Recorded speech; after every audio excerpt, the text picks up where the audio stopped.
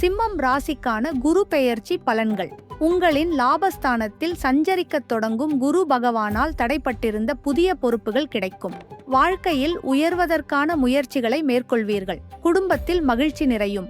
செய்தொழிலில் வருமானம் பல மடங்கு உயரும். மாற்று கருத்துடையோரிடமும் விட்டு கொடுத்து நடந்து கொள்வீர்கள். இழுபறியாக நடந்து கொண்டிருந்த வழக்குகளில் சாதகமான திருப்பங்களை காண்பீர்கள். குழந்தை இல்லாதவர்களுக்கு குழந்தை பாக்கியம் கிடைக்கும். திருமணமாகாதவர்களுக்கு தடை நீங்கி திருமணம் நடக்கும். குறைந்த முதலீட்டில் புதிய தொழில்களை தொடங்குவீர்கள்.